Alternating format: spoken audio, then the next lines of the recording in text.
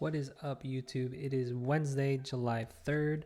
We ended up taking one trade as a team. It was a nice 1-2 risk to reward kind of trade. Actually, a little bit more because I did average into the trade. But taking a look at what we did today on the 4-hour chart, we actually came in. We came in with somewhat of a bearish bias at first, and I'll explain why. Even though I have been talking about how I feel that this was the sell side of the curve and this was going to be the buy side of the curve, and we're going to aim for all-time highs, targeting this 2 to 2.5 reversal zone off the standard deviation. But the reason why I ended up coming in with a somewhat bearish bias, if we take a look at the overnight action on the 15-minute chart, we can see, let me turn back on the quarterly cycles just so I can get my bearings straight. Yes, so we can see that overnight we had accumulation, some very solid accumulation during the Asia session, and we had a manipulation move on up. When we came down here in the beginning of the market for the AM session of New York, I took the standard deviation of the manipulation move for London, where it took out the Asia high and the previous session's high. And I believe it also took out the June 28th high. We ended up getting a move back on down, breaking structure. So we had a market structure shift right there. And I was aiming for the 2 to 2.5 reversal zone of that. And that was sitting within a 1-hour order block that was also inside of a 1-hour fair value gap. So it seemed like a high area, very high probable area that we would come down, tap into this, and then bounce, targeting the drawn liquidity, which was the all-time highs. Clearly, we did not get that in the morning. So even though I did come in with a bearish bias, I quickly changed it to a bullish bias, and here's how I did it. I marked out that buy side liquidity, which was the first level that I wanted to watch to see the reaction of price at that level. I also had a small buy side liquidity there, so I'll move that to the 1-minute chart so we can see that easier. As you can see, I wanted to get a move on up for the beginning of the quarter of Q2 here for the market open quarter. The one thing that was kind of tripping me up and making me think that, hey, we're going to end up maybe pumping up for sure, was because we had this accumulation for AM session. We manipulated down. Perfect, right? We wanted to see that start to move on down. And then here, I wanted to see a move on up. Now, this manipulation down was a little tricky because usually it's accumulation, manipulation, distribution up. And we know that for the New York distribution, it tends to be a big move. But I didn't want a big move up. I wanted us to manipulate up and then come down so that we could target that 2 to 2.5 reversals pocket zone there. But we didn't get that. So that was starting to give me a little bit of a, I don't know how I feel about that. So market opens, we end up getting that move up. We had big news at 10, high impact news at 10 o'clock.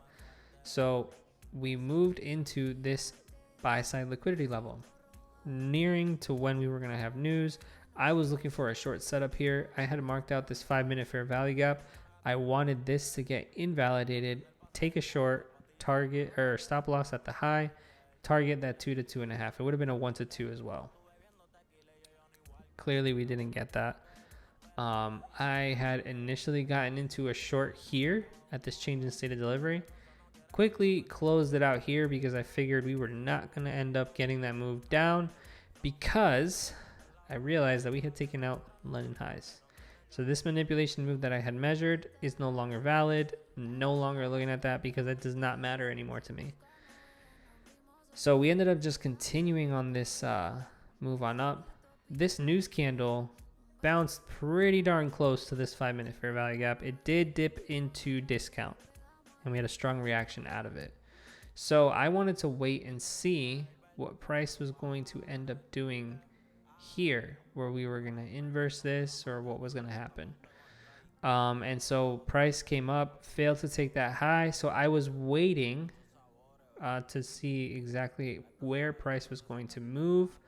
I saw that we ended up getting this liquidity grab right there. And so that was making me turn bullish. Initially, I decided to buy in at the market structure shift right here. I believe the reason why, trying to remember exactly why I ended up getting in there. It was right. It was when we took out this low here. We bounced off that 5-minute fair value gap. I closed that short that I was in here in a loss because I entered in around here. I closed it up here at a loss. I had my stop right above there. When I saw that we came down, and if we hadn't displaced at the beginning of this quarter, if we did not displace down further, then I was going to switch my bias, because this was when I realized, hey, you know what? We're going to end up just demolishing this and going higher, and we're going to hit that draw on liquidity. So when this 1-minute fair value gap was created, I decided to mark it in at the end of this candle. So we were here, we closed down a little bit because I wanted to target the inside of this. I just marketed it in because I just wanted to be in this trade.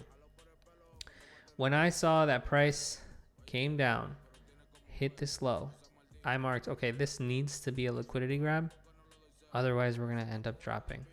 And my bullish bias does not make sense. And this was a very perfect scenario where we ended up getting that liquidity grab. I'll move on up, market structure shift, and then we just continued on that bullish trend. So I market ordered in here. When I saw that this 1-minute fair value gap got inversed, that's where I averaged down.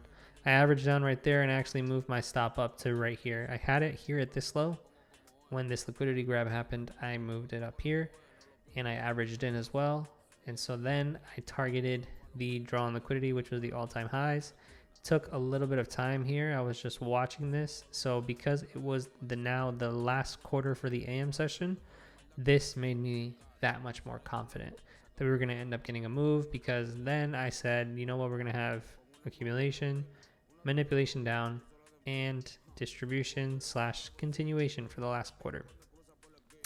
The thing that also made me really flip bullish in the middle of that other trade was the fact that I took a look at the overnight action and I saw this whole thing here as accumulation.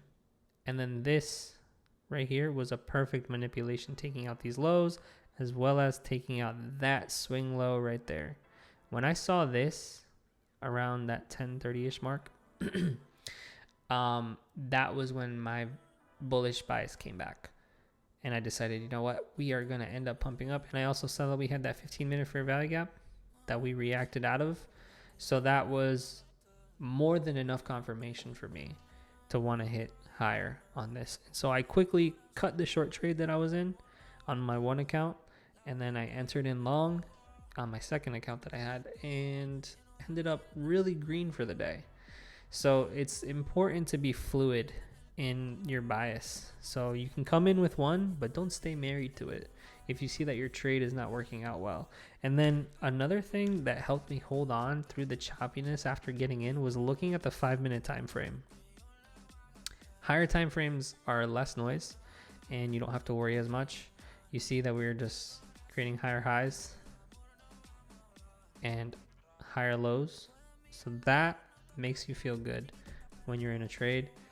You saw here when we pushed on out, we have a 5-minute fair value gap that held us up, pushed us back up. And when that happened, I moved my stop actually to this level right here.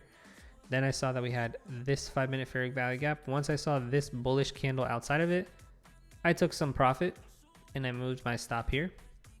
And then we ended up getting the rest taken out at the draw on liquidity at the high. And we see that price just kind of chopped around there for the rest of the day. So I know a lot of people were getting really screwed over on shorts today.